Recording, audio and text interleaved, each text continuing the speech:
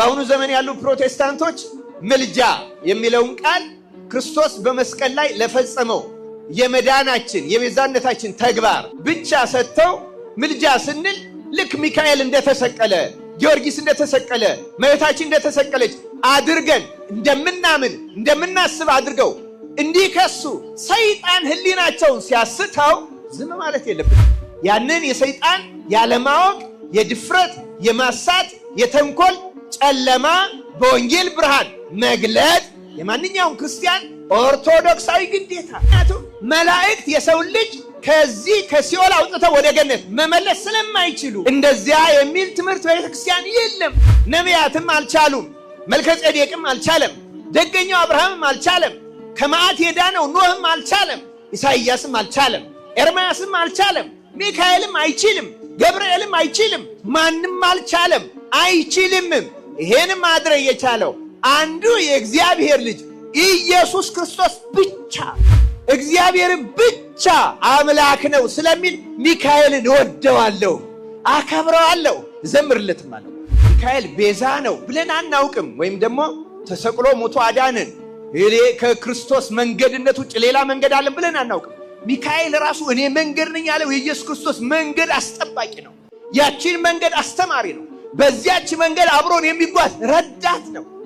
በስመ አብ ወወልድ ወመንፈስ ቅዱስ አሐዱ አምላክ። እስኪ አብረና ማትብ። በስመ አብ ወወልድ ወመንፈስ ቅዱስ አሐዱ አምላክ። በስመ አብ ወወልድ ወመንፈስ ቅዱስ አሐዱ አምላክ አሜን። ዛሬ እንደ እግዚአብሔር መልካም ፈቃድ ቅዱሳን መላእክት በሚል ርዕስ ወይም ስለ ቅዱሳን መላእክት ቤተክርስቲያናችን ከምታስተምራቸው ጉዳዮች የተወሰኑትን ባጭሩ ለመማር እንሞክራለን። እግዚአብሔር በቸርነቱ ለሁላችንም ምስጢሩን ይግለጽልን፣ እንድንጠቀምበትም ያድርገን። የቅዱሳን መላእክት ጉዳይ በዚህ ዘመን ለአንዳንዶቹ ሰዎች ሲነሳ ይፈትናቸዋል፣ ይቸግራቸዋል። እነሱም ብቻ አይደለም የሚቸግራቸው። እውነቱን ለመናገር የኛ ኦርቶዶክሳውያን ምዕመናንም በዚህ ጉዳይ ላይ ጥያቄ ያላቸውን ቤተሰቦች እንኳን በቅጡ ማሳመን ይቸግረናል፣ መልስ መስጠት ይቸግረናል። ለምንድን ነው የምናከብራቸው? ዛሬ በዚህ ክብረ በዓል እኛ የመጣ ነው የሰኔ ቅዱስ ሚካኤል በዓል ዓመታዊ በዓል ስለሆነ ከቅዱስ ሚካኤል ዓመታዊ ክብረ በዓላት አንዱ በዚህ በሰኔ ወር በ12ኛው ቀን የሚደረገው በዓል ነው እና ለዛ ነው የመጣ ነው። ለዚህ እንድንደርስ በዓሉን እንድናከብር ያደረሰን አምላካችን እግዚአብሔር ስሙ ለዘላለም የተመሰገነ ይሁን። ቆዩ፣ አታጨብጭቡ። አሁን ህሊናችሁን አዘጋጁት። እግዚአብሔር መልእክቱን በእናንተ ህሊናው ውስጥ እንዲጽፍ በጸሎትም ጠይቁት። ክርስቲያኖች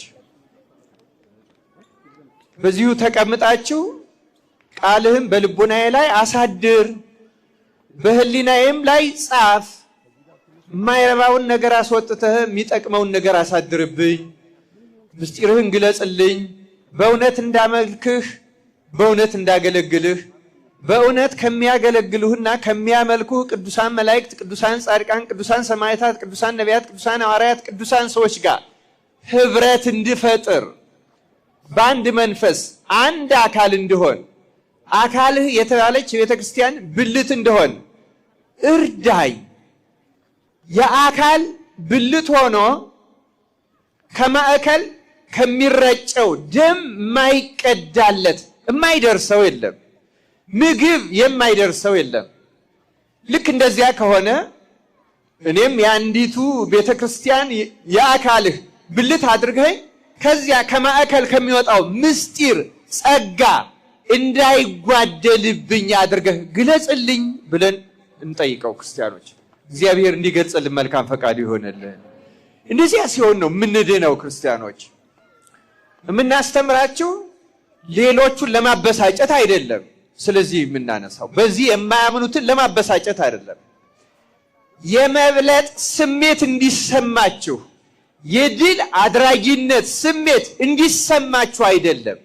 ድነን ለሌሎቹ መዳን ምክንያት እንድንሆን ነው። ክርስቲያኖች ለሌሎቹ መዳን ምክንያት እንድንሆን የእግዚአብሔርን እውነት የምንገልጥ የእግዚአብሔር ቤተክርስቲያን ብልቶች እንድንሆን የጽድቅን ሥራ እንድንፈጽም እውነትን እንድንገልጥ ተደጋግሞ ሲባል እንደነበረው ብርሃን መሆን ምንድን ነው? ጨው መሆን ምንድን ነው? የምናጣፍጠው እኮ የክህደትን አልጫነት ከሰዎች ሕሊና በእግዚአብሔር ቃል ጨውነት እንድንቀይረው የሌሎቹ ሕይወትም እንዲጣፍጥ ሌሎቹም ወደ እግዚአብሔር እንዲቀርቡ በእውነትና በመንፈስ እንዲያመልኩ ወደ እውነተኛው መንገድ እንዲመጡ ከጨለማ እንዲርቁ የኛ ሕይወት የኛ ትምህርት የኛ ንግግር ብርሃን እንዲሆን እኛም አይደለም ብርሃን ምን ሆነው የኛ ፍላጎት ካለ የኛ ቀናነት ካለ በእኛ የሚሰራው ክርስቶስ ነው። ክርስቲያኖች እርሱ ራሱ ተናግሯል። ያለኔ ምንም ልታደርጉ አትችሉ። እስቲ ተናገሩት። ያለኔ በሉ። ምንም ልታደርጉ አትችሉም። ያለ ክርስቶስ ማንም ስለ ክርስቶስ ቤተክርስቲያን ምንም ማድረግ አይችልም። መላእክትም ቢሆኑ መላእክትም ቢሆኑ ያለ እግዚአብሔር ኃይል ያለ እግዚአብሔር ጸጋ ያለ እግዚአብሔር ፈቃድ አንዳችም ነገር የእግዚአብሔርን ሥራ መስራት አይችልም። ያለ እግዚአብሔር የምንሰራው ሥራ በሙሉ የሥጋ የዓለም የሰይጣን ብቻ ነው። የእግዚአብሔርን ሥራ የሚሰራት እግዚአብሔር ያደረበት እግዚአብሔር የፈቀደለት እግዚአብሔር የወደደው ብቻ ነው። ስለዚህ ዛሬ ስለ መላእክት የምንማረው ስለ ሌላ ጉዳይ አይደለም። እግዚአብሔር ምንድን ነው? አንዳንድ ሰዎች ለምሳሌ በዚህ ዘመን በመላእክት ምልጃ ለመላእክት በሚሰጠው ክብር የማያምኑ ሰዎች እኛን እንዲህ የሚል ክስ ያቀርባሉ። ልክ ሌላ አምላክ የምናመልክ የሚመስላቸዋል። በጣም ነው የሚያሳዝነኝ ይሄ ክርስቲያኖች። ለምን እንደሚያሳዝነኝ ታውቃላችሁ? መጀመሪያ መላእክት የታወቁት ራሱ ከእግዚአብሔር ውጭ ያለ ሌላ አምልኮትን በመቃወም ነው። እንደ መላእክት ሌላ አምልኮ የሚቃወም ሌላ አምላክ የሚቃወም ማንም የለም። ዛሬ በዓሉን የምናከብርለት ቅዱስ ሚካኤል ስሙ ሚካኤል የተባለው ሳጥናኤል እኔ ፈጠርኳችሁ ለእኔ ስገዱ ባለ ጊዜ በመጀመሪያዋ የሥነ ፍጥረት ዕለት እንደ አምላካችን ያለ ማንም የለም ብሎ ሌላ አምልኮን የተቃወመ ከሚካኤል የሚቀድም አንድም ፍጡር የለም። ክርስቲያኖች ሚካኤል ማለት ስሙ ራሱ የወጣለት እሱ ራሱ እንዲህ ስለመሰከረ ነው። እንደ አምላካችን ያለ ማንም የለም። ይሄ የመላእክት ድምፅ ነው፣ የመላእክት ቃል ነው። ክርስቲያኖች ከመላእክት ቀድሞ ሌላ አምልኮን የተቃወመ ከዲያብሎስ ቀድሞ ሌላ አምልኮን ያመጣ የለም። ከመላእክትም ቀድሞ ሌላ አምልኮን የተቃወመ የለም። መላእክትን የምንወዳቸው እዩ ክርስቲያኖች፣ ሚካኤል ሲመለክ ዝም ይላል ማለት እኮ ዲያብሎስን ሆኗል እንደማለት ነው። ክርስቲያኖች እንዴት ዝም ይላል? ሚካኤል እየተመለከ ሚካኤል እየተመለከ ዝም ይላል ማለት የዲያብሎስ ሰራዊት ሆነዋል ብሎ ስሙን ማጥፋት ነው። እንደ ሚካኤል ሌላ አምልኮ የተቃወመ የለም። እንደ ገብርኤል ሌላ አምልኮ የተቃወመ የለም። መላእክት በምንም መንገድ ከምንም በፊት የማይደራደሩበት ነገር ቢኖር ማንኛውንም ከእግዚአብሔር ውጭ የሆነ አምልኮ እንደ መላእክት የሚጠላውና የሚጸየፈው የለም። እኛም መላእክትን የምንወዳቸው ለዚያ ነው። መላእክትን የምንወዳቸው ከእግዚአብሔር ውጭ ሌላ ማምለክ እንዳይገባ የመጀመሪያዎቹ አስተማሪዎቻችን መላእክት ናቸው። ከመላእክትም ሚካኤል መኑ ከማምላክ እንደ አምላክ ያለ ማን ነው? እንደ ክርስቶስ ያለ ማን ነው? እንደ እግዚአብሔር ያለ ማን ነው? ከእግዚአብሔር ውጭ ማንም አምላክ የለም። መላእክቱማ ለእግዚአብሔር ይሰግዱለታል፣ ይላላካሉ፣ ያመልካሉ፣ ያመሰግናሉ። ከክብሩ የተነሳ ፊታቸውን በክንፋቸው ሸፍነው እጅግ በሚያስደንቅ ትህትናና ራስን በመጣል እንደ እግዚአብሔር ለ24 ሰዓት ለየትኛውም ቅጽበት እግዚአብሔርን በማምለክ እንደ መላእክት የጸና የለም። የማይነቀነቅ የማይደፈር ህሊናቸው አምልኮተ እግዚአብሔር ብቻ ነው። ለዚህ ነው መላእክትን የምንወዳቸው፣ እንዲረዱን የምንፈልገው ለዚህ ነው። ያለ እግዚአብሔር ሌላ አምልኮ ስለማያመልኩ እንደ እግዚአብሔር ያለ ማንም የለም የሚለው ስለሚያስተምሩ እኛም እንደ መላእክት በዚያች ህሊና ለመጽናት አምላካችን እግዚአብሔር ይርዳ። ክርስቲያኖች አስተውሉ፣ አድምጡ፣ ተረጋግታችሁ ስሙ። ጭብጨባና እልልታ ዝማሬ ላይ ነው የምናደርገው። እየሰማችሁ ነው ክርስቲያኖች? አሁን ይህ እግዚአብሔር እኛን የሚናገርበት ሰዓት ነው። እኛም ጸጥ ብለን ህሊናችን ሳይታወቅ ሳይረበሽ እርሱን የምንሰማበት ሰዓት ቅጽበት ነው።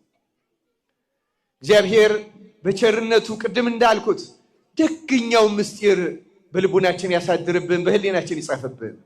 ክርስቲያኖች በእውነት ቅዱሳን መላእክትን ስናከብራቸው ሌላ አዳኝ ያማልዳሉም ስንል ሌላ ቤዛ ያመጣን እየመሰላቸው አንዳንድ ወንድሞቻችን ቤተሰቦቻችን ይሰነካከላሉ። በእውነት ክርስቲያኖች ይህን በአግባቡ እኛ ክርስቲያኖች የማስረዳት ግዴታ አለብን።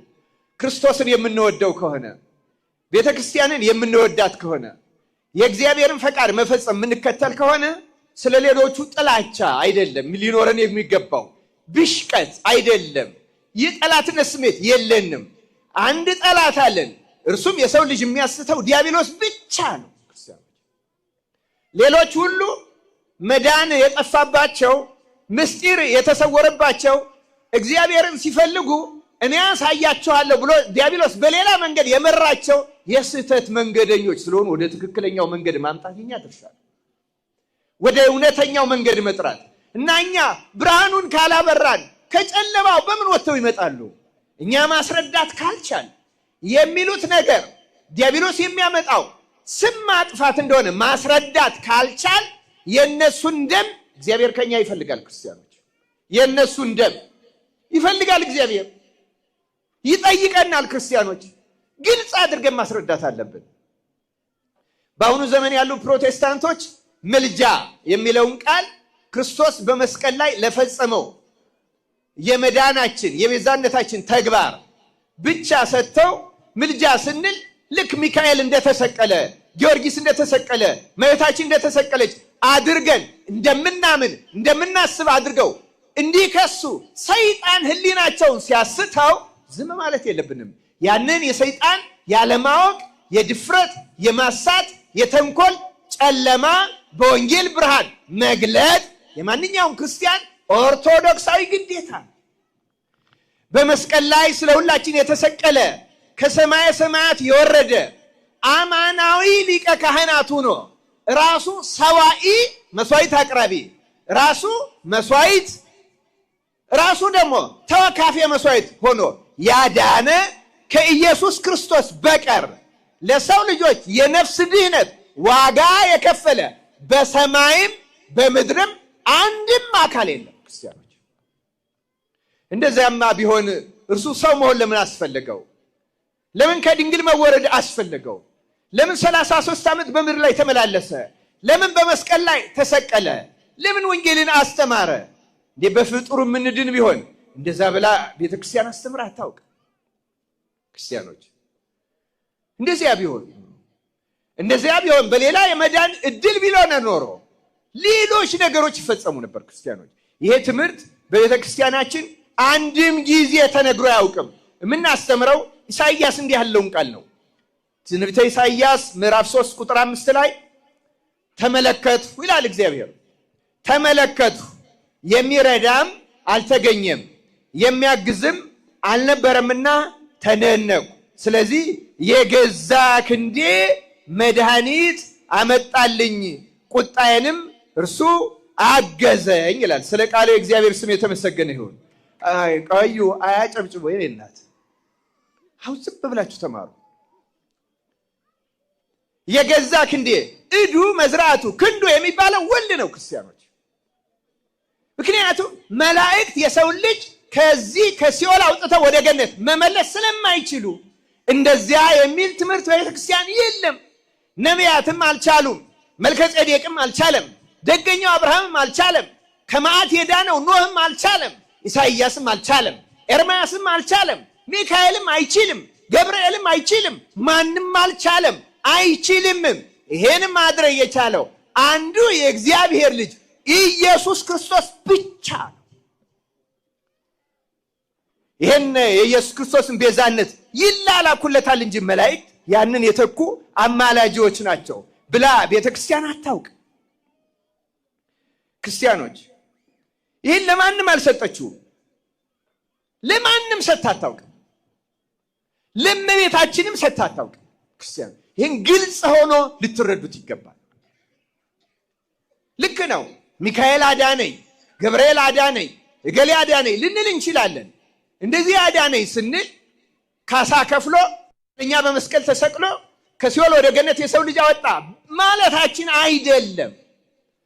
እግዚአብሔር በሰጣቸው ጸጋ ከምድራዊ ችግር ከአንዳንድ ፈተና ግን አድነው ያውቃሉ። ያን ከጊዜያዊ ችግር የማዳን ፈተና ከዘላለማዊ ቤዛነት ጋር ማምታታት አያስፈልግም። ቃሉን ግን እንጠቀምበታለን። ምክንያቱም በመጽሐፍ ቅዱስ መላእክትም ሰዎችም አዳኝ ተብለው የተዘጋጁበት የተገለጹበት የመጽሐፍ ቅዱስ ብዙ ነውና፣ ለምሳሌ ኦሪት ዘጸአት ምዕራፍ 23 ላይ እንዲህ ይላል፣ ቁጥር 20 ጀምሮ በመንገድህ ይጠብቅህ ዘንድ ወዳዘጋጀሁትም ስፍራ ያገባህ ዘንድ እነሆ እኔ መላኬን በፊትህ እሰዳለሁ ይላል። መላኬን ምን አደርጋለሁ? ያለ መልአክ እግዚአብሔር መምራት ይችላል አይችልም? ይችላል። እሰዳለሁ፣ በፊቱ ግን ተጠንቀቁ ይላል እዛው ቁጥር 21 ላይ። ቃሉንም አድምጡ፣ ስሜም በእርሱ ስለሆነ ኃጢአት ብትሰሩ ይቅር አይልምና አታስመርሩት። አንተ ግን ቃሉን ብትሰማ ያልሁህንም ብታደርግ ጠላቶችህን እጣላቸዋለሁ፣ የሚያስጨንቁህንም አስጨንቃቸዋለሁ። መላኬ በፊትህ ይሄዳልና ወደ አሞራውያንም ወደ ኬጢያውያንም ወደ ፌርዛውያንም ወደ ከነዓናውያንም ወደ ኤዊያውያንም ወደ ኢያቡሳውያንም ያገባሃል፣ እኔም አጠፋቸዋለሁ ይላል እግዚአብሔር በቃሉ። ክርስቲያኖች መላእክትን በፊታችን ይልካል። እግዚአብሔር ይልካል፣ ይረዳናል፣ ይጠብቀናል፣ ከጠላቶቻችን ግድያም ያድኑናል። ሲሰበክ እንደሰባችሁት እግዚአብሔር መልአክ እግዚአብሔርን በሚፈሩ ሰዎች ዙሪያ ይሰፍራል ያድናቸውማል ይላል። ምን ያደርጋል? ተናገሩ። ምን ያደርጋል? ያድናቸዋል ከጊዜያዊ መቅሰፍት። በእግዚአብሔር ፈቃድ በእግዚአብሔር ኃይል ያድነናል። ይሄን ያድነናል ስንል ግን ከሞት ወደ ኃጢአት፣ ከሲኦል ወደ ገነት፣ ከባርነት ወደ ልጅነት ክርስቶስን ተክቶ ያሻግረናል አላልንም ማለትም አይደለም። ምስጢራቱን ጥንቅቅ አድርገን የማስረዳት ድክመታችን እንዲቀንስ ብቻ ነው። ስለማታውቁም ስም አይደለም እውነት ለመናገር ይሄ የምናገር ግን ግልጽ አድርገን የማስረዳት ግዴታ አለብን። እግዚአብሔር በቸርነቱ ሁላችንም ይርዳን ክርስቲያኖች። ስለዚህ ተመልከቱ፣ መጀመሪያ እያደረኩት ለማድረግ እየሞከርኩት ያለሁት ምንድን ነው? ክርስቲያኖች ለማድረግ እየሞከርኩት ያለሁት የመላእክትን ምልጃ ስንናገር፣ የመላእክትን ክብር ስንናገር ከክርስቶስ ጋር የሚጋፋ ነገር የላቸውም። እንዲያውም እንደ ክርስቶስ ያለ እንደ እግዚአብሔር ያለ ማንም የለም ባዮች ናቸው። የሌላ አምልኮ ቀዳሚ ተቃዋሚዎች መላእክት ናቸው። ራሱ ዛሬ ሰኔ ሚካኤል በታሪካዊ ሁኔታ ሰኔ ሚካኤል የዓመት በዓል ያደረገው በግብፅ በአራተኛው ክፍለ ዘመን ቆስጠንጢኖስ ከመጣ በኋላ ክሊዮፓትራ ወይም አክሊዮባጥራ የምንላት በእኛ ስንክሳር የተባለች ከክርስቶስ ልደት በፊት የታላቁ በጥሊሞስ ልጅ ያሰራችውን የጣዖት ቤተ መቅደስ ጣዖቱን አፍርሰው ዘንዶውንና ሰራዊቱን ተዋግቶ የጣለው ሚካኤልን እንዴት ተመላኪ አድርገን እንደምንጠራው ሰዎች ያስባሉ። ሚካኤል እኮ የጠላው የመላእክትን አምልኮ ነው። ሳጥናኤል እኮ እንደሱ መልአክ ነበረ፣ ለዚያውም ሊቀ መላእክት ነበረ። አምልኩኝ ስላለ እኮ ነው ሚካኤል የተጣላው። ሚካኤል ሳጥናኤልን ተጣልቶ እንዴት ራሱን ያስመልካል? መጀመሪያ ሊቀ መላእክት ያደረገ እኮ የመላእክትን አምልኮ ሚካኤል ስለተቃወመ። የመላእክትን አምልኮ ከሚካኤል ከገብርኤል በፊት የተቃወመ አንድም የለም። ሚካኤልን የምንወደው ለዚህ ነው። አምልኩኝ ስላላለ የመላእክትን አምልኮ ስለሚጠላ እንደ እግዚአብሔር ያለ ማንም የለም ስላለ እግዚአብሔርን ብቻ አምላክ ነው ስለሚል ሚካኤልን እወደዋለሁ፣ አከብረዋለሁ፣ እዘምርለትም አለው። በእውነት እንወደዋለን ሚካኤል። ክርስቲያኖች ሚካኤልን ውደዱት። እዩ በቤተ ክርስቲያናችን መቅደሱ ውስጥ ከገባችሁ በኋላ መቅደሱ ካህናቱ ብቻ የሚገቡበት አለ። ታስታውሳላችሁ አይደለም? እሱ በፊት ለፊቱ በር ካህን እንኳ ቢሆን ለተልኮ መጀመሪያ ሲገባ በፊት ለፊቱ በር አይገባም፣ ክልክል ነው። በዚህ ምናልባት ሊቃነ ጳጳሳት ብቻ መግባት ይችላሉ። ሌላው በጎን በር ነው የሚገባው። ለመቅደሱ ሳንቃው ላይ ራሱ ግራና ቀኝ የሚሳሉት ሚካኤልና ገብርኤል ናቸው። ምክንያቱም የመቅደሱ ጠባቂዎች ስለሆኑ ክብር ሁሉ ለእግዚአብሔር ስለሚያስቀድሙ ለአገልግሎት ይወጣበታል። ልብሰ ተክህኖ ተለብሶ ዋና መግቢያ ግን አይደለም። ግራና ቀኝ በሮች የተሰሩት ራሱ ለዚያ። ምክንያቱም መቅደሱ ጠባቂዎች እግዚአብሔርን ብቻ በማስመለክ ቅድሚያውን ቦታ በቤተ ክርስቲያናችን ታሪክ በትውፊታችን በመቅደሱ በሳንቃው ላይ ሁሉ ምስክሮች ሚካኤልና ገብርኤል ናቸው። ሚካኤልና ገብርኤል ውደዷቸው ክርስቲያኖች። እንዲያውም ይህን የምነግርበት ምክንያት አለኝ። እኔ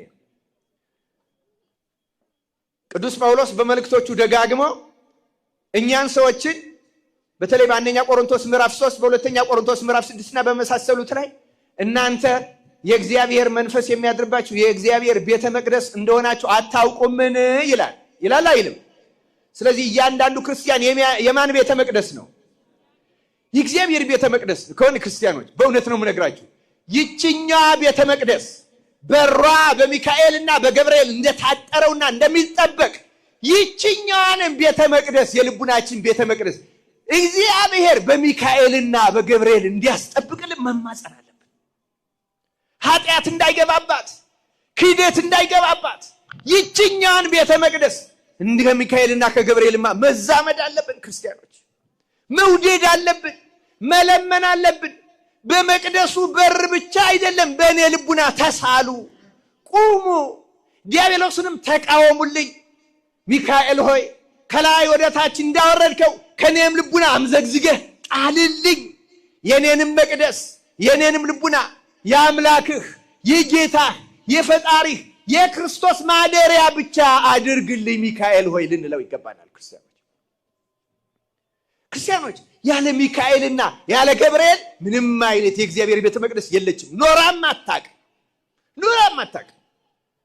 የመጀመሪያው መቅደስ የሰራዊት አገልጋዮች፣ የእግዚአብሔርን አምላክነት አስከባሪዎች፣ ሌላ አምላክ ተቃዋሚዎች ከሚካኤልና ከገብርኤል የሚቀርብ የለም። ገብርኤል ባለንበት ጸንተን እንቁም አለ።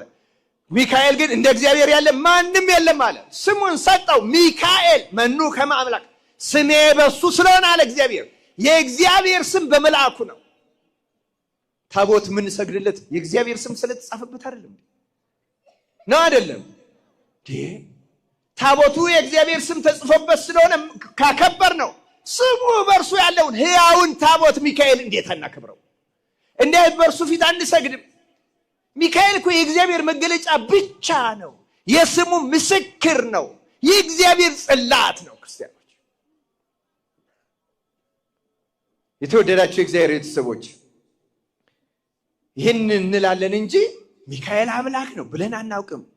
ሚካኤል ቤዛ ነው ብለን አናውቅም። ወይም ደግሞ ተሰቅሎ ሞቶ አዳነን ከክርስቶስ መንገድነት ውጭ ሌላ መንገድ አለን ብለን አናውቅም። ሚካኤል ራሱ እኔ መንገድ ነኝ ያለው የኢየሱስ ክርስቶስ መንገድ አስጠባቂ ነው። ያቺን መንገድ አስተማሪ ነው። በዚያች መንገድ አብሮን የሚጓዝ ረዳት ነው። በሚካኤል በኩል እኛ ሌላ መንገድ የለንም ክርስቲያኖች። ያማልዳሉም ስንል የሊቀ ካህንነት ስራ ይሰራሉ ብለን አናውቅም። የክርስቶስ ቤተክርስቲያን አማናዊ ሊቀ ካህናት አንድ ነው፣ እርሱም ኢየሱስ ክርስቶስ ብቻ ነው። ሊቀ ካህናታችን ማን ነው? ተናገሩ። ማን ነው ሊቀ ካህናታችን? ኢየሱስ ክርስቶስ ብቻ። ለዚያ እኮ ነው አሁን ብፁዕ አባታችንም ሲባርኩ ምንድን ነው የሚሏቸው? ሲናዝዙ መጨረሻ ላይ እግዚእነ ወአምላክነ ወመድኃኒነ ኢየሱስ ክርስቶስ ሊቀ ካህናት ሰራየ ኃጢአት ወደምሳ ሲያበሳ ይስረይ ለክሙ ነው የሚሏቸው። የካህናት አለቃ ኃጢአትን የሚያስተሰሪ በደልን የሚደመስስ እውነተኛ ሊቀ ካህናት እርሱ ኃጢአታችሁን ያስተስርይላችሁ ነው የሚሉ። ማስተስረይ መቻል የሊቀ ካህናት። ይህችን ሚካኤል አልወሰደም፣ ይህችን ገብርኤል አልወሰደም። እኛም ለእነሱም አልሰጠንም፣ እነሱም አላሉ። የምንዘምረው የሰኔ ሚካኤል ምንድን ነው? አመ ይሰቅልዎ አይሁድ ለእግዚእነ ሚካኤል አርመመ ወገብርኤል ተደመ። ጌታ አይሁድን ጌታን በሰቀሉት ጊዜ እርሱ ራሱን ሊቀ ካህናት ራሱን መስዋዕት አድርጎ ባቀረበ ጊዜ ከአብ ከመንፈስ ቅዱስም ጋር ሆኖ ራሱ ያቀረበው መስዋዕት ተቀብሎ ዓለምን ባዳነ ጊዜ ትዕግስቱን አይተው ሚካኤል ዝም ባለ፣ ገብርኤልም ተገረመ ነው እንጂ ምን ሊቀ ካህናት ሆኑ እንላለን እንዴ? ስንዘምር የምናደርግ ነው። የእርሱን ሊቀ ካህናት አክባሪዎች ናቸው፣ ተገራሚዎች ናቸው። ትዕግስቱን ያደንቃሉ። ቤዛነቱን፣ መስዋዕትነቱን፣ ሊቀ ካህንነቱን አይተው ለሚወጉት ያደርጉትን አያውቁምና ይቅር በላቸው እያለ ከባህሪ አባቱ ከአብ ጋር ፍጥረትን በደለኛውን ዓለም በሙሉ ሲያስታርቅ እያዩ ይገረማሉ። ተገረሙ። ምን ዘምረው እንደዛ ብለን ነው። ሌላ እኮ ዝማሬ የለንም፣ ሌላ ማህሌት የለንም እኮ። ምናከብራቸው በእኛ መዳን ደስ የሚሰኙ ስለሆነ ይህንም ያለው ራሱ ኢየሱስ ክርስቶስ ነው። በአንድ ኃጢአተኛ መዳን በሰማይ መላእክት ዘንድ ምን ይሆናል? ደስታ ይሆናል። ስለዛ እኮ ነው የምንወዳቸው ክርስቲያኖች። ጊዜያችንን በአግባቡ ለመጠቀም ክርስቲያኖች ለምንድን ነው የምናከብራቸው? አስተውሉ። ተመሳሳይ ተገዳዳሪ ትይዩ ለክርስቶስ አዳኝ የለንም፣ ኖሮንም አያውቅም። ይህንን ደግሞ እንደ መላእክት የሚጠላው እና የሚጸየፈው የለም። ይህን ያለ አንድ ፍጡር ነው፣ እሱም ዲያብሎስ ነው። እኔ አምላክ ነኝ አምልኩኝ አለ። ብቸኛው ፍጡር ዲያብሎስ ነው። ከዚያ በኋላ እሱ ያደረባቸው የምድር ነገስታት ከሰው ልጆች ያለው አሉ። ፈርዖኖች ብለዋል፣ የሮማ ነገስታት ብለዋል። አሁን ፕሮቴስታንቶች ኢየሱስ ጌታ ነው ይላሉ። ኢየሱስ ጌታ ነው የሚለውን ክርስቲያኖች የተናገሩበት ምክንያት ታውቃላችሁ? ቄሳር ጌታ ነው ነበር የሚሉ። በሮማ ቄሳር ጌታ ነበረ። ክርስቲያኖች ሄዱና ኖ አይደለም፣ ቄሳር ጌታ አይደለም። ጌታ ማን ነው? ኢየሱስ ነው። አዎ ኢየሱስ ጌታ ነው። ቄሳር አይደለም ጌታው፣ ፈርዖን አይደለም ጌታው፣ ንጉስ አይደለም ጌታው። በምድርም በሰማይም ያለው ጌታ የጌቶች ጌታ አንድ የኢየሱስ ክርስቶስ ብቻ ነው። ለስሙ ክብር ምስጋና ይግባው መድኃኔ ዓለም ክርስቶስ። ክርስቲያኖች አስተውሉ። ማንን ሌላ የሰማይ የምድር ጌታ አለ ብሎ አያውቅም። ጌታችን የሾማቸው ሌሎች ጌቶች ግን አሉን ይላል እኮ የእግዚአብሔር ቃል። ዳዊት እንኳን ጌታ ጌታዬን ብሎ አላለም። ጌታ ጌታዬን ጠላቶችን የእግርህ መረገጫ እስካደርግልህ ድረስ በቀኝ ተቀመጥ አለው ይላል አይልም? እርግጥ ነው ይሄ ስለ አብና ስለ ወልድ የተነገረ ነው። ግን እንላለን በጸጋ እግዚአብሔር ጌቶች፣ አንድም ቀን ግን ለክርስቶስ ጌትነት አምላክነት፣ ለክርስቶስ ቤዛነት መድኃኒትነት፣ ለክርስቶስ ሊቀ ካህናትነት በመስቀል ላይ ስለፈጸመ ድነት አንድም ተገዳዳሪ ተወዳዳሪ ትይዩ ተመሳሳይ አንድም ፍጡር የለም። እንደዚህ አይነት ትምህርትም የለም፣ ማንም የለም ነው ያለው ጌታ። የሚያግዝ የለም፣ የሚረዳ የለም። ስለዚህ የገዛ ክንዴ አብ ነው የሚናገረው። ክንዴ ያለ ወልድ ነው። ይህችን መድኃኒትነት የፈጸማት ወልድ ብቻ ነው ክርስቲያን። ግን ደግሞ ለመላእክት ተገቢውን ክብር እንሰጣለን፣ እናከብራቸዋለን፣ እንወዳቸዋለን። እንዲህን የፈጸመው የመሰለውን ክብረ በዓል እናደርጋለን። ለምንድን ነው የምናደርገው? ክርስቲያኖች ለመላእክት ክብር የምንሰጥባቸው 4 ምክንያቶቹን ባጭር እነግራቸዋለሁ። ለምንድን ነው ለመላእክት ለቅዱሳን መላእክት ክብር የምንሰጠው?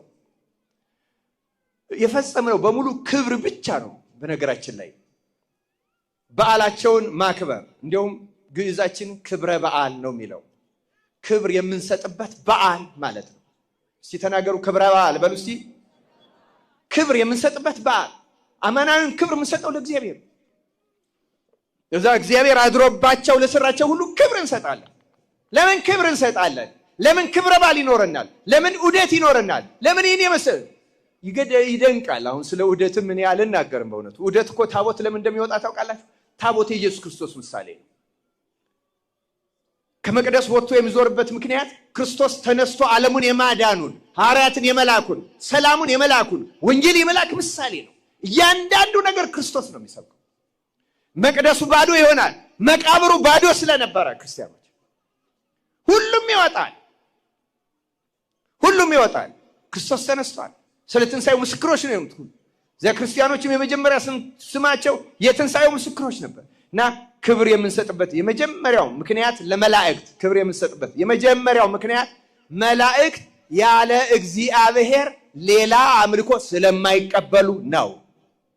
ለመላእክት ክብር የምንሰጠው እንኳን እኛ ሌላ ልናመልክ ይቅርና ሌላ ጣጣ ልናመጣ ይቅርና መላእክት የሚከበሩበት ምክንያት ያለ እግዚአብሔር ምንም አይነት አምልኮ ለማንም የሚሰጥ ስለማይቀበሉ። የዲያብሎስም ተዋጊዎች እነሱ ናቸው። እግዚአብሔርን ነው የሚያመልኩት። ቅድም እንደተናገርኩት ሚካኤል ማለት ማን እንደ አምላክ ማለት ነው። የተናገረው መጀመሪያ ራሱ ቅዱስ ሚካኤል ነው። ስሙም የሆነው ለዚህ ነው፣ የእግዚአብሔር ስም ማደሪያ። በነገራችን ላይ ማን እንደ አምላክ የሚለው አስገራሚ ንግግር ነው። ለምንድን ነው አስገራሚው? ስለ እግዚአብሔር ጠባያቱን የሚገልጹ የተለያዩ ስሞች እናውቃለን። ባህሪውን የሚገልጽ ስም አናውቅም፣ አይታወቅም። እመቤታችን እንዳለችው ወቅዱስ ስሙ ልዩ ክቡር ነው እንላለን እንጂ አናውቀውም። እግዚአብሔር የሚለው የሀገሮች፣ የብሔሮች፣ የፍጥረት ጌታ ማለት ነው። ጌትነቱን መገለጫው ነው እንጂ የምንገልጸው የባህሪ ስሙን አናውቀው። ስለዚህ ማን እንደ አምላክ የሚለው የተሻለ ገላጭ ነው። ማን እንደሱ ያለ ማንም የለም። እና ለመላእክት ክብር የምንሰጠው ይህንን ስለሚቀበሉ ሌላ አምልኮ የሚባል ስለማይወዱ ክርስቲያኖች የሚያመልኩትም እግዚአብሔርን ስለሆነ። እግዚአብሔርን የሚያመልክ እኮ አይመለክም። ክርስቲያኖች እግዚአብሔርን የሚያመልክ የሮማ ነገስታት ሲመለኩ እኮ አይታቸዋል በመጽሐፍ ቅዱስ። ናቡከደነጾር 3 ደቂቅንም እሳት የጣላቸው ሌላ አምላክ ያመልክ ነበር? አያመልክም ነበር። ራሱን አምላክ አድርጎ ይቆጥር ነበር። ራሱን አምላክ አድርጎ የሚቆጥር በሙሉ ይመለካል እንጂ አያመልክም። መላእክት ግን ያመልካሉ፣ ይሰግዳሉ፣ ያመሰግናሉ፣ ይላላካሉ፣ ይታዘዛሉ። እግዚአብሔር ባሰማራቸው ይሰማራሉ። መጽሐፍ ቅዱስን ስናየው እንዲያ ነው የሚለው። ትንቢተ ኢሳይያስ ምዕራፍ 6 ላይ ኢሳይያስ እንዲህ ይላል፣ ቁጥር 1 ጀምሮ ንጉሡ ዖዝያን በሞተበት ዓመት እግዚአብሔርን በረጅምና ከፍ ባለ ዙፋን ተቀምጦ አየሁት። የልብሱም ዘርፍ መቅደሱን ሞልቶት ነበር። ሱራፌልም ከእርሱ በላይ ቆመው ነበር። ለእያንዳንዱም 6 ክንፍ ነበረው። በ2 ክንፍ ፊቱን ይሸፍን ነበር፣ በ2ቱም ክንፍ እግሮቹን ይሸፍን ነበር፣ በ2ቱም ክንፍ ይበር ነበር። አንዱም ለአንዱ ቅዱስ ቅዱስ ቅዱስ የሰራዊት ጌታ እግዚአብሔር፣ ምድር ሁሉ ከክብሩ ተሞልታለች እያለ ይጮህ ነበር። የመድረኩም መሰረት ከጮዩ ድምፅ የተነሳ ተናወጠ፣ ቤትም ጢስ ሞላበት ይላል። ስለ ቃሉ የእግዚአብሔር ስሙ የተመሰገነ ይሁን። ስለዚህ መላእክት አምላኪዎች ናቸው፣ ተመላኪዎች ናቸው? መልሱልኝ። አምላኪዎች ናቸው። ራዕየ ዮሐንስም ላይ አንዳንድ ጥቅስ ለመጨመር ነው፣ እርግጠኞች መሆን አለብን። ምዕራፍ 7 ቁጥር 11 ጀምሮ ይላል፣ መላእክቱም ሁሉ በዙፋኑና በሽማግሌዎቹ በአራቱም እንስሶች ዙሪያ ቆመው ነበር።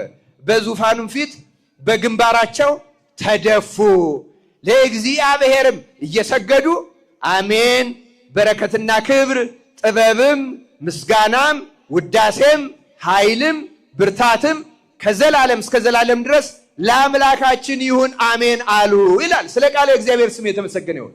ድፍት ብለው ተሰግደው አምላኪዎች ናቸው። መላእክትን ምን ወዳቸው ለዚህ ነው። ክብር ምን ሰጣቸው ለዚህ ነው። አንድም ቦታ ስገዱልን አላሉ። አንድም ቦታ አክብሩን አላሉ። እነሱ ራሳቸው ሲሰግዱ ቅዱስ ቅዱስ ቅዱስ የሰራዊት ጌታ እግዚአብሔር የሚለውን የኪዳን ምስጋና ያስተማሩን እነሱ ናቸው።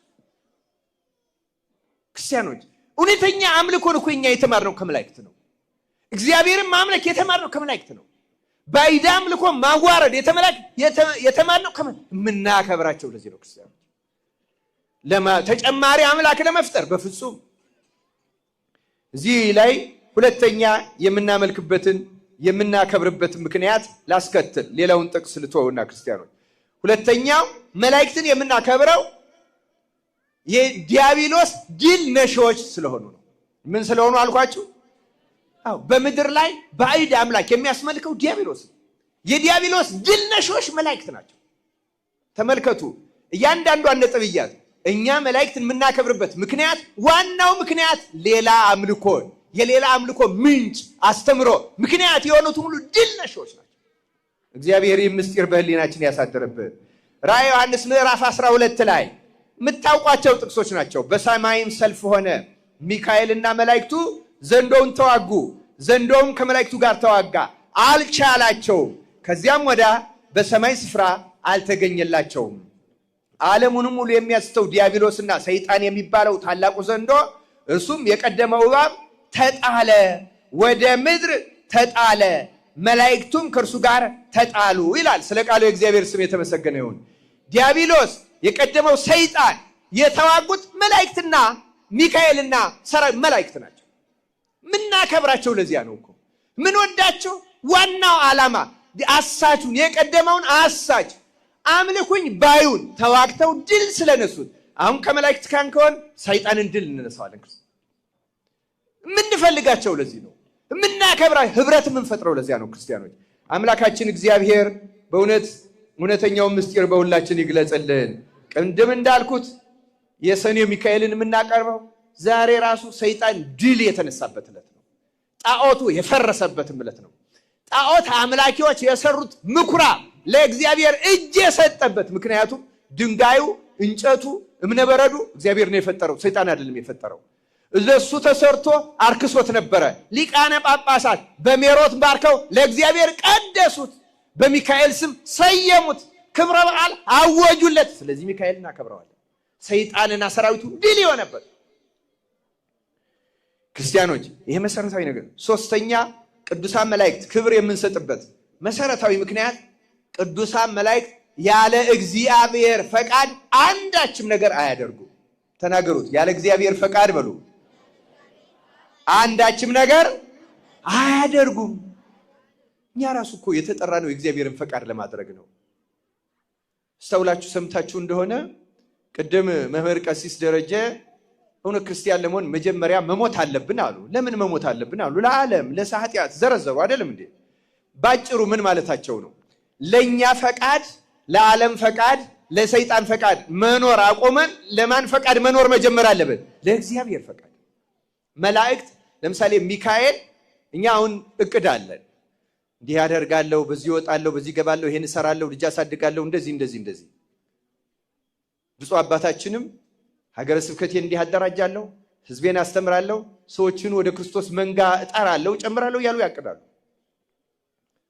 ግን ደግሞ ከዚሁም ውጭ የስጋ ፈቃድም አለን። እውነት ለመናገር መላእክት ግን አንድም ፈቃድ የላቸውም።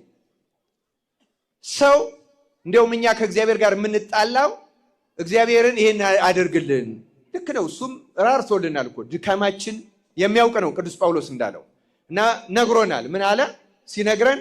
አንኳኩ ምን ይሆንላችኋል አለ፣ ለምኑ ሰጣለሁ እኮ ብሏል። ድካማችን ያውቃል፣ ይራራልናል። ጨርሶ አልካደንም እውነት ስጋዊ መሆናችንን። ግን ደግሞ ክርስቲያኖች ዋና ፍላጎቱ ግን የእግዚአብሔርን ፈቃድ ተከትለን። ቅዱስ ጳውሎስ የሚያለው እንደዛ ነው። እንደ ፈቃዱ አንዳች ነገር ብንለምነው ሁሉን ምን ያደርጋል? ይሰጠናል። እንደምኑ? እንደ ፈቃዱ። የተጠራ ነው እንደ ፈቃዱ ለመኖር ነው ክርስቲያኑ። መላእክት ግን ከእግዚአብሔር ፈቃድ ውጭ አንዲትም ፈቃድ አንድም መልአክ ለአንዲትም ቅጽበት ኖሮት አያውቅም።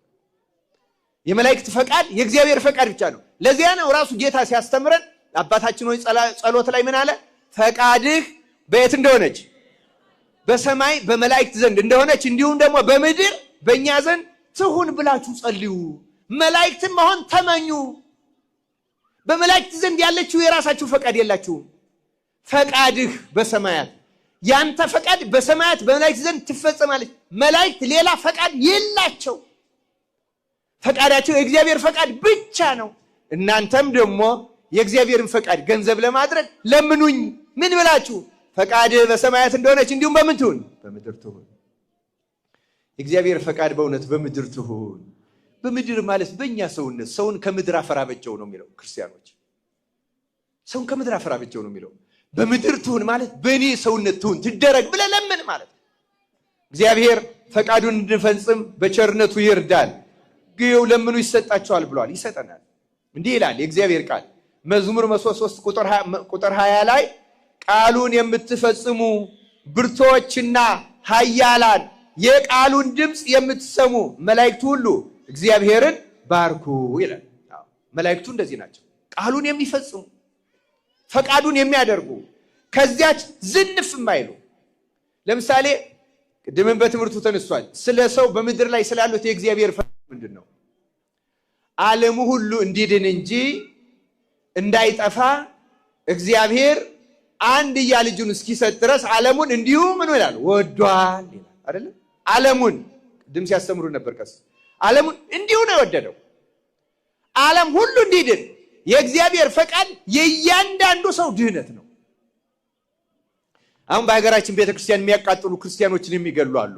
እነሱ እንዲድኑ የኛ ሕሊና አስበው ያውቃል? ክርስቲያኖች ካላሰብን ከእግዚአብሔር ፈቃድ ተቃራኒዎች ነን ማለት ነው። ክርስቲያኖች ስለ እነርሱ መዳን እኮ ስለማንጸልይ ፍቅርም ስለሌለን እውነት ለመናገር እኛን ክርስቲያን ለማለት ሙሉ በሙሉ በልብ ታምኖ እንደው ደረት ነፍቶ ክርስቲያን ለማለት እኛን አያስደፍርም። በዚህ ዘመን ክርስቲያን ማለት የእግዚአብሔርን ፈቃድ የሚያከብር የእግዚአብሔር ፈቃዱ ዓለም ሁሉ እንዲድን ነው። እኛ ግን ደስ የሚለን አንዳንዶቻችን ብናጠፋቸው ብናሸንፋቸው ነው እንጂ በመዳናቸው ላንደሰት እንችላለን።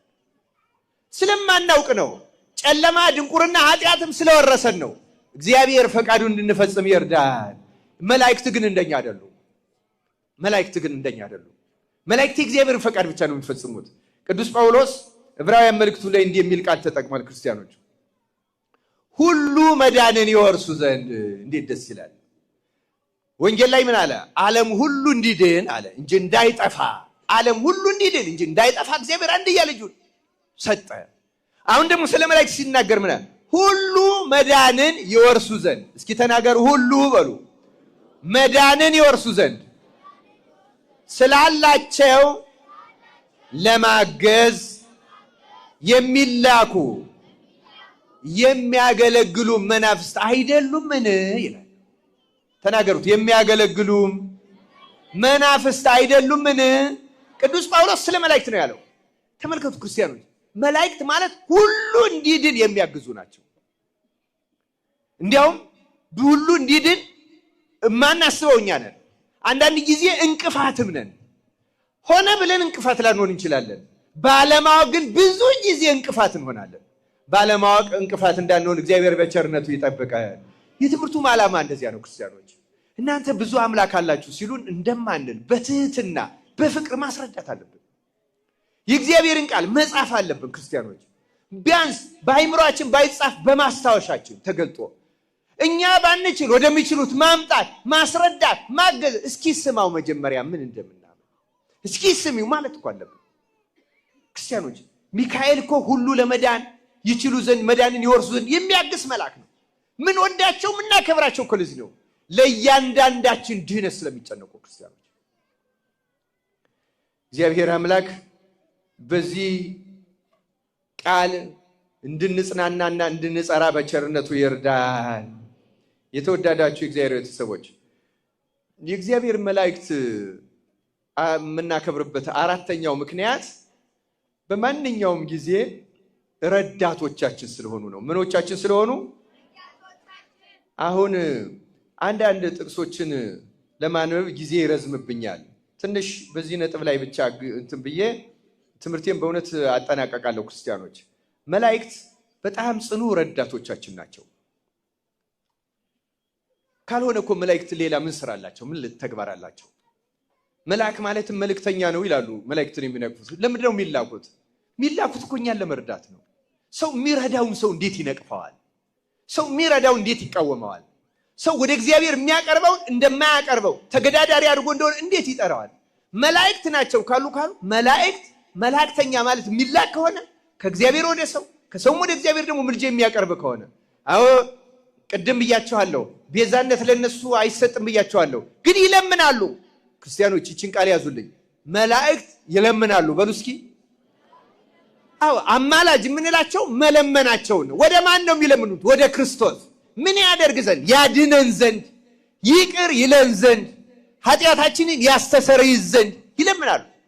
ትንቢተ ዘካርያስ ምዕራፍ 1 ቁጥር 9 ላይ ተጽፏል። እነዚህ 70 ዓመት የተቆጣቸውን የይሁዳ ኢየሩሳሌም ከተሞች የማትምራቸው እስከ መቼ ነው አለው መልአኩ። መልአክ ይለምናል። ከዚያም ይላል ዘካርያስ መልአኩንም እግዚአብሔር በሚያጽናና ቃል ተናገረው። በምን ቃል ተናገረው? ሙሴ ለምኖ ሰምቶት ሚካኤል ሲለምን አይሰማም? እስራኤልን ከምታጠፋ የኔን ስም ከሕይወት መጽሐፍ ደምስስ ሲል ስለ ሙሴ ብሎ እስራኤልን ይቅር ያለ ስለ ሚካኤል ብሎ እንዴት ይቅር አይልም? ሙሴስ ሌላ ፈቃድ አለው፣ ሚካኤል ግን ሌላ ፈቃድ የለው። ሙሴ ሌላ ተግባር አለው፣ ሚካኤል ግን ሌላ ተግባር የለው። ክርስቲያኖች አስተውሉ። የምናከብራቸው ስራቸው ሰውን መርዳት ብቻ ስለሆነ ነው። ክርስቲያኖች እግዚአብሔርን እያመለኩ ሰውን መርዳት። በእውነቱ የእግዚአብሔርን ቃል አስተውልን ስንመረምረው እስቲ ከአዳም ጀምሮ በእውነት እንደው መላእክት ያረዱት ማን አለ? አጋርን በበረሃ በተንከራተተች የረዳት ቅዱስ ሚካኤል ነው። ያዕቆብ ትላንት ቀሲስ ታስተምሩን ነበረ። ላባ ባሳደደው ጊዜ፣ በመንገድም በሄደ ጊዜ፣ ከወንድሙ በተጣላ ጊዜ በመንገድ ሁሉ የረዳው ቅዱስ ሚካኤል ነው። ቅዱስ ጴጥሮስ በእስር ቤት በተጣለ ጊዜ በእውነቱ ከዚያ ያወጣውና ያዳነው ቅዱስ ሚካኤል ነው። እንዲሁም ቅዱስ ጴጥሮስ በጣም ስለ ሰዎቹ ሲያስረዳ ስለ መልአኩ ማዳን ሁሉ የተናገረው ቃል የሚያስገርም ነው። ክርስቲያኖች መላእክት ሰዎችን በተለይ እግዚአብሔርን የሚያገለግሉ ሰዎች ያረዱበት ጊዜ አንድም ጊዜ የለም። ክርስቲያኖች ነቢየ እግዚአብሔር ቅዱስ ዳዊት መዝሙር 90 በነገራችን ላይ ስለ መላእክት ጥበቃ የሚናገር ቃል ነው። አንድ ባንድ እሱን ቤታችሁ ስትገቡ አንብቡት።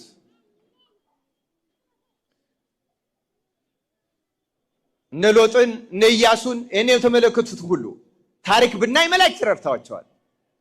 ግን እነዚህ ሰዎች ደግሞ መልሰው መላእክቶቹን አክብረዋቸዋል፣ ሰግደውላቸዋል። ለምሳሌ ስግደት መስጠት አንዱ አክብሮት ነው። ስግደት አስተብርኮ፣ ስዕሉን ማሳል፣ መያዝ፣ ስሙን መጥራት፣ እርዳኝ ከኔ ቁም ማለት፣ መዘመር፣ ይሄ ሁሉ አክብሮት ነው። ሎጥ ለመልአኩ ሰግዷል። ኦሪት ዘፍጥረት ምዕራፍ 19 እንዲጀምራችሁ አንብቡት ታሪኩን። ኢያሱ ትንቢተ መጽሐፈ ኢያሱ ምዕራፍ 5 ተመልከቱ ቁጥር 14 ላይ በተለይ ለመልአኩ ለረዳው ሰግዷል። መልአኩ መጥቶ ረድቶታል፣ ሰግዷል፣ አክብሮታል። ወንጌላዊ ቅዱስ ዮሐንስ ለመልአኩ ሰግዷል፣ እንዳታደርገው ተጠንቀቅ ብሎታል ይላሉ። አሁን ተመልከቱ 2 ጊዜ ነው የሰገደለት። ይህንን ራእየ ዮሐንስ ምዕራፍ 19 እና ምዕራፍ 22 ላይ ታገኙታላችሁ። ዮሐንስን ያህል ወንጌላዊ ሰው አንዴ ከነገረው በኋላ ሁለተኛ ለምን ይሰግድለታል? አምልኮ ቢሆን አይሰግድለትም። አክብሮ ነው። ግን ደግሞ ዮሐንስ ጌታ የሚወደው እመቤታችንን የተቀበለ ባላደራ፣ ይልቁንም ስጋውን ደሙን በመፈተት መልአኩንም የሚበልጥ ስለሆነ ንጽህናውን ከመላእክት ጋር የሚተካከል ስለነበረ አንተም እንደኔ ነህ አለው እንጂ ክብሩን ገለጸለት እንጂ ሚካኤልን ጣዖት አምልኮ የአምልኮ ስግደት ቢሰግድለት ሚካኤል ዮሐንስን ዝም ይላል እንዴ? ስታስቡት ዮሐንስን ያህል ወንጌላዊ የክርስቶስ ሐዋርያ ወንጌልን የጻፈ ያን ራእይ ያየ ይህን ያክል ስለ መላእክት አክብሮ የማያውቅ ነው ብሎ ማሰብ እንደምን ያለ ሞኝነት ነው። ክርስቲያኖች ይህ ሞኝነት ነው። ሰይጣን ግን በመቼስ በማንኛውም ነገር ማሳቱ ስለሆነ ልማዱ ስለሆነ ያስታል። እግዚአብሔር በስህተት ያሉ ወገኖቻችን አይናቸውን ያበራል። የተወደዳችሁ የእግዚአብሔር ቤተሰቦች እኛ ከመላእክት የተማርነው ከእግዚአብሔር ውጭ አምላክ እንደሌለ ነው። እግዚአብሔርን በማንኛውም ጊዜ ማመስገን፣ ለእርሱም መላክ፣ ያለ እግዚአብሔር ፈቃድ አለመኖር የተማርነው በሙሉ ከመላእክት ነው። እግዚአብሔር ባለበት ቦታ ሁሉ መላእክት አሉ። ክርስቲያኖች እንደሰማችሁት እኔ በእግዚአብሔር ፊት የምቆመው ገብርኤል ነኝ ብሏል አላለም? ቅዱስ ገብርኤል እግዚአብሔር በሚመለክበት ቦታ ሁሉ፣ እግዚአብሔር ባህሪው በሰለጠነችበት ቦታ ሁሉ መላእክት አሉ፣ የሰለጠኑ ናቸው። መላእክት የሌሉበት አምልኮ፣ መላእክት የሌሉበት የእግዚአብሔር አምልኮ ማለት ነው። መላእክት የሌሉበት የእግዚአብሔር ስም የሚጠራበት አንድም ቦታ የለም። ለዚህ ነው የምናከብራቸው። አምላካችን እግዚአብሔር ምስጢረ መጻሕፍትን ገልጾልን ከመላእክት ጋር ሆነን እግዚአብሔርን እውነተኛውን አምልኮ እንድናመልክ ይርዳን።